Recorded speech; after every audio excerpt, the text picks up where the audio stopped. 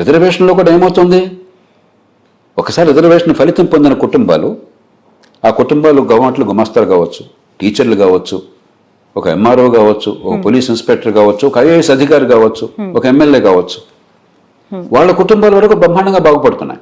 ఎందుకని ఆ తల్లిదండ్రులకి చొరవ ఉంది, పట్టించుకునే తెలివితేటలు ఉన్నాయి, వాళ్ళకి చదువు ఉన్నది కాబట్టి పిల్లల్ని పట్టించుకుంటున్నారు, ఖరీదైన స్కూల్కి పంపిస్తున్నారు, ట్యూషన్లు పెడుతున్నారు, ఇంట్లో పట్టించుకుంటున్నారు. ఈ ఆలనా పాలన మిగతా వాళ్ళ సంగతి ఏమిటి? తల్లిదండ్రులు చదువు లేకపోతే, పిల్లల్ని పట్టించుకునే శక్తి లేకపోతే, డబ్బు లేకపోతే, ప్రైవేట్ స్కూల్ ఖరీదైన స్కూల్కి పంపించే శక్తి లేకపోతే ఆ పిల్లల సంగతి ఏంటి?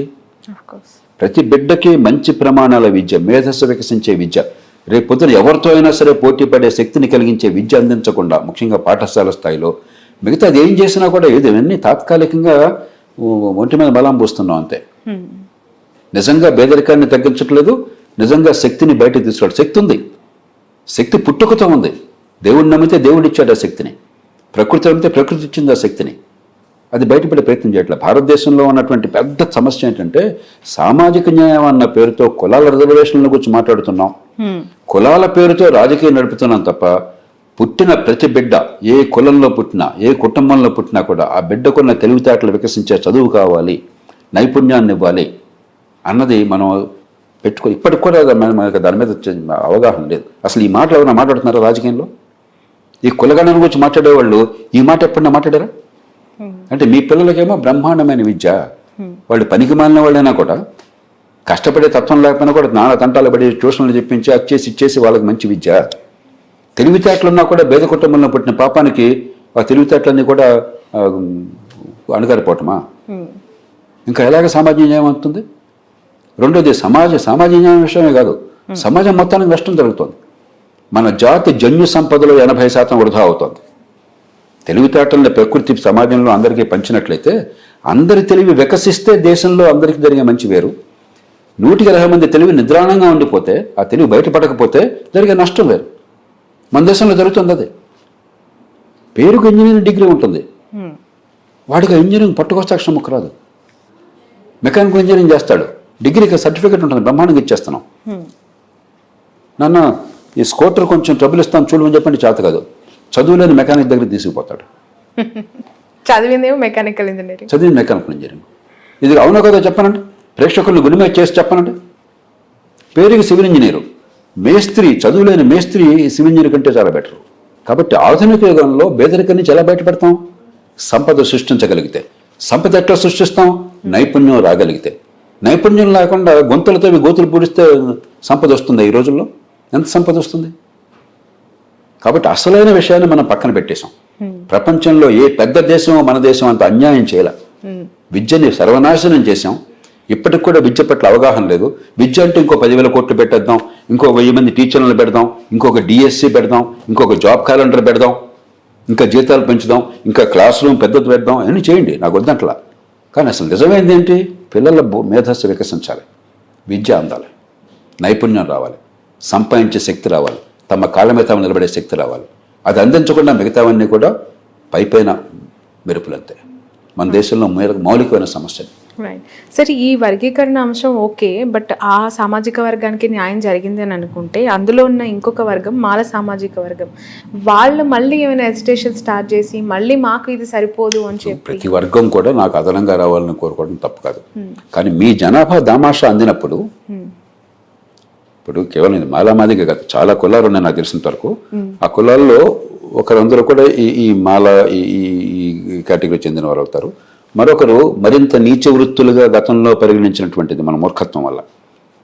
ఉదాహరణకి చర్మకారులు, ఇలాంటి వృత్తులు మా దగ్గర అలాంటి ఉపకులాలకు వర్తించినాయి వారు ఉంటారు. మీ జనాభా ప్రాతిపదిక ప్రకారం మీకు మీ దామాషా వచ్చినప్పుడు, ఉదాహరణ ఒక రాష్ట్రంలో మాలలు మిగతా ఉపకులాలు జనాభా 7% అనుకుందాం, మా దగ్గర ఉపకులాల జనాభా ఇంకొక 7%, 8% అనుకుందాం. 7%కి మీకు 7% వచ్చినప్పుడు, 8% వచ్చినప్పుడు మీకు ఇంకా అడగడానికి ఏముంది? అన్యాయం జరగట్లేదు కదా. వాళ్ళు 8% కూడా మనం పొందేయాలి. పాపం వాళ్ళు కొంచెం తక్కువ ఉన్నారు కాబట్టి లబ్ధి పొందలేకపోతున్నారు, అది మనం లాక్కోవాలి వాళ్ళ పేరుతో అంటే అది న్యాయం కాదు కదా. కాబట్టి ప్రజలకు అర్థమైనట్టయితే దీనివల్ల పెద్ద గొడవ ఉండదు. ఎందుకంటే నిజమైన సమస్య ఏ ఉపకులంలో అయినా సరే ఇప్పటికే తల్లిదండ్రులు చదువుకున్నట్టయితే, ఒక మంచి వృత్తిలో స్థిరపడినట్టయితే, మంచి ఉద్యోగంలో స్థిరపడినట్టయితే, మంచి పదవిలో స్థిరపడినట్టయితే వాళ్ళ పిల్లలు బాగున్నారు. ఆ ఉపకులాల్లోనే మాల కులాల్లో కూడా మరి నిరుపేదలు చాలామంది ఉన్నారు, తల్లిదండ్రులు చదువులేని వాళ్ళు చాలామంది ఉన్నారు. కాబట్టి ఇప్పుడు వాళ్ళు ఆలోచించాల్సింది ఆ వర్గాల్లో కూడా నిరుపేదలకు నిజంగా ఫలితాలు అందాలంటే విద్యను ఎలా బాగు చేయాలని చెప్పని. అది ప్రజలకు అర్థమైతే అప్పుడు వేరే పెద్ద ఆలోచనకు ఆస్కారం ఉండదు. రైట్ సార్, ఇప్పుడు ఈ డెసిషన్ని రాష్ట్ర ప్రభుత్వాలు ఏ విధంగా ముందుకు తీసుకెళ్లాల్సిన అవసరం ఉంది? ఆ ప్రభుత్వాల యొక్క బాధ్యత ఎట్లా ఉండబోతుంది? ఇప్పుడు విధిగా చేయాలని ఎక్కడ సుప్రీంకోర్టు తీర్పులో ఉండదు. అలా చేయటం రాజ్యాంగబద్ధం అని చెప్తున్నారు. ఆంధ్రప్రదేశ్లో ఇప్పటికే శాసనసభ నా దర్శనంతో తీర్మానాలు చేసింది, మేము సిద్ధం అని చెప్పిన పార్టీలందరి మీద ఏకాభిప్రాయం ఉంది. కాబట్టి రాష్ట్రంలో మనం ఒక చట్టం చేసి ఒక నోటిఫికేషన్ ఇవ్వాలి. మనం దళితులకు ఇచ్చేటువంటి రిజర్వేషన్ 16% ఎంత ఉంది మన రాష్ట్రంలో. ఆ 16% రిజర్వేషన్లో ఉన్న జనాభాని బట్టి ముందు ప్రమాణాలు కావాలి. ఉదాహరణకి ఏ వర్గాన్ని సెపరేట్ వర్గీకరిస్తున్నారో వారికి ప్రత్యేకంగా రాయితీ అవసరం అని చెప్పని మీరు రుజువు చేయాలి. రుజువు చేసి ఈ ఉపకులాలు ఇంత జనాభా ఉన్నది కాబట్టి ఆ జనాభా ప్రాతిపదికన ఈ 16%ని ఈ రకంగా విభజిస్తున్నాం అని చెప్పని వారు నోటిఫికేషన్ ఇస్తే అయిపోతుంది. రైట్ సార్, కమింగ్ టు ఈ సివిల్ సర్వీసెస్కి సంబంధించి సార్, పూజా కేత్కర్ ఇష్యూ మీకు తెలిసే ఉంటుంది. సివిల్ సర్వీసెస్ యొక్క అవకతవకల పైన మీ రియాక్షన్ ఏంటి? దానిపైన వస్తున్న కాంట్రవర్సీస్కి మీ సమాధానం. మొట్టమొదట నాకు వివరాలు తెలియవు, కానీ పత్రికల్లో వచ్చిన వివరాల ప్రకారం ఒకటి, అక్రమంగా సర్టిఫికేట్లు సంపాదించారు రిజర్వేషన్ లబ్ధిని అర్హత లేకుండా పొందడం కోసం అని చెప్పని. 2, ప్రభుత్వంలోకి వచ్చాక పనిచేస్తున్న తీరు, వ్యవహరిస్తున్న తీరు చాలా అభ్యంతరకరమైనది. కాబట్టి ఖచ్చితంగా ఇవి వాస్తవమైనట్టయితే ఆవిడ ఉద్యోగం పోయి తీరాలి. ఆల్రెడీ పోయింది అండ్ విచారణ కూడా ఆదేశించడం జరిగింది. కాకుండా దొంగ సర్టిఫికేట్లు ఇచ్చిన వాళ్ళకి, దొంగ సర్టిఫికేట్ తీసుకున్న వాళ్ళకి నేరారోపణ చేసి శిక్ష పడాలి. వాళ్ళ మీద కష్టం నేను చెప్పట్లా. ఇలా కొన్ని కేసులైనా జరిగితే రేపొద్దున ఇలాంటి జరగకుండా మనం ఆపగలం. ఇప్పటికే దొంగ సర్టిఫికేట్లతో రిజర్వేషన్ల రూపంలో వచ్చి అర్హత ఉన్న వాళ్ళకి అన్యాయం జరిగిందని చెప్పిన ఆరోపణలు చాలా బలమైనవి ఉన్నాయి. కొన్ని ఆరోపణల వెనకాల బలమైన ఆధారాలు నాకు స్వయంగా తెలుసు, వివరాల్లోకి నేను వెళ్ళాను. అగ్రకులాల వాళ్ళు దొంగ సర్టిఫికేట్తో ఏ వర్గాలకు న్యాయం జరగాలో వారికి అందకుండా వాళ్ళకి కులం పేరు మార్చుకుని దొంగ పేరు రాయించుకుని లంచాలు ఇచ్చి లబ్ధి పొందిన వాళ్ళు దేశమంతటా ఉన్నారు. ఇక్కడ ఒక చోట ఉద్యోగాలు తీసేటవే కాకుండా వాళ్ళకి కఠిన శిక్షలు పడే ఏర్పాటు జరగాలి. ఆ సర్టిఫికెట్లు ఇచ్చిన వాళ్ళకి, ఆ సర్టిఫికేట్ తీసుకున్న వాళ్ళకి కూడా. అప్పుడు సమాజానికి ఒక సిగ్నల్ అందుతుంది. లేకపోతే ఏదో ఇన్ని వేల మందిలో ఏదో ఒక్క అమ్మాయి ఎవరో దొరికింది అని చెప్పనేది లాభం లేదు. ఇది విస్తృతంగా దేశవ్యాప్తంగా జరుగుతుందని చెప్పి చాలామంది అభిప్రాయపడుతున్నారు. నాకు అందిన సమాచారం ప్రకారం చాలా ఎక్కువగానే జరుగుతుంది. సార్, మీరు ఇలా మాట్లాడుతున్నారు అంటే ఖచ్చితంగా అది ఉంటుంది. బట్ యూపీఎస్సీ లాంటి ప్రాసెస్ యూపీఎస్సీని మీరు తప్పట్టకూడదు. 14 లక్షల మంది అప్లికేషన్లు పెడుతున్నారు. ఓకే, యూపీఎస్సీ చూసేది అర్హత గల అధికారి, బాధ్యత గల అధికారి చట్టబద్ధంగా సర్టిఫికేట్ ఇచ్చారు లేదని. అంతేగాని 14 లక్షల మందికి యూపీఎస్సీ పోయి ఎంక్వైరీ చేస్తుందా? వాళ్ళకి ఏం యంత్రాంగం ఉంది? పరీక్షలు పెట్టడం వాళ్ళ బాధ్యత, ఎంపిక చేయడం వాళ్ళ బాధ్యత. అంతేగాని మీ పుట్టుపూర్వతలు చూస్తే వాళ్ళకి ఎక్కడ ఉంది? ప్రభుత్వం మొత్తం పని యూపీఎస్సీ ఒకటే చేస్తుందా?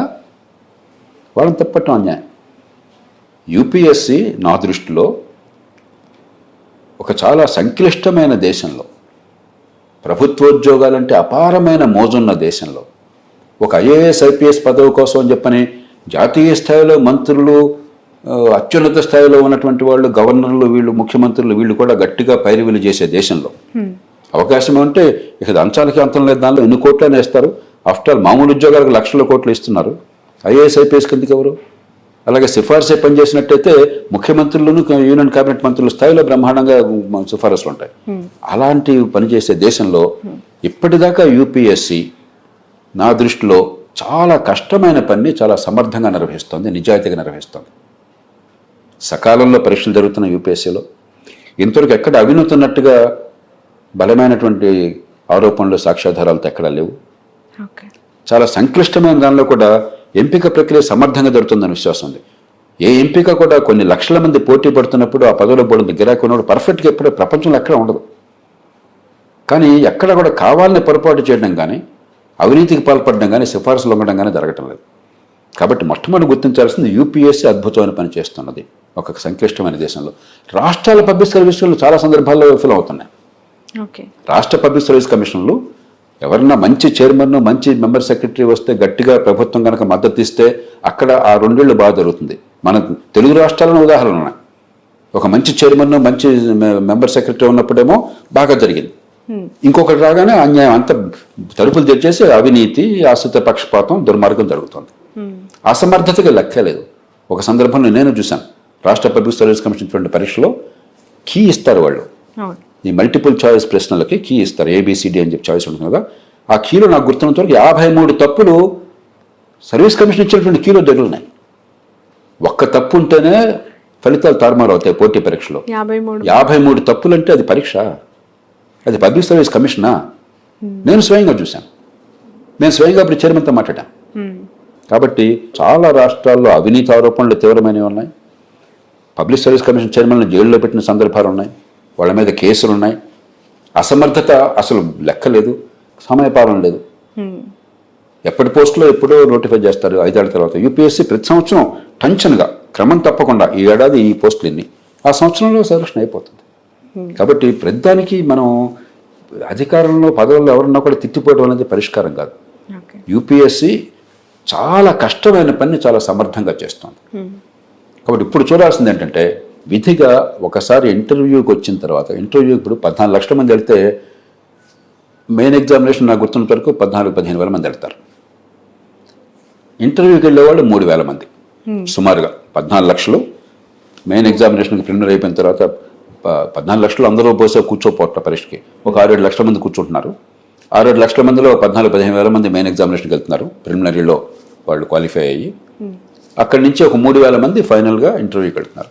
ఈ ఇంటర్వ్యూ స్థాయిలో 3,000 మంది కూలంకషంగా క్యాస్ట్ సర్టిఫికేట్లు కానీ, వాళ్ళ గత చరిత్ర కానీ, మిగతా అంశాలు కానీ కూలంకషంగా పరిశీలించే బాధ్యత రాష్ట్ర ప్రభుత్వాలు, రాష్ట్ర పోలీసులు తీసుకోవాలి. ఆ బాధ్యత పూర్తిగా వాళ్ళది. అది యూనియన్ ప్రభుత్వందే కాదు, ఎందుకంటే చట్టం అంతా రాష్ట్రం చేతుల్లో ఉంది. యూపీఎస్సీకి అసలు కానీ అది యూపీఎస్సీ పరీక్షలు పెట్టడం కోసం ఉంది, యూపీఎస్సీ పోలీసు పనిచేయడం కోసం లేదు. యూపీఎస్సీకి పోలీస్ యంత్రాంగం లేదు, యూపీఎస్సీకి నిఘా విభాగం లేదు, యూపీఎస్సీకి సిబ్బంది లేదు అక్కడ తప్ప. మనం ఎక్కడ ఎవరి బాధ్యత ఎవరో మర్చిపోయినా మనం. కాబట్టి యూపీఎస్సీ నిందించడం చాలా పొరపాటు అవుతుంది. అలాగే అంత పర్ఫెక్ట్గా ఉందా లేదు.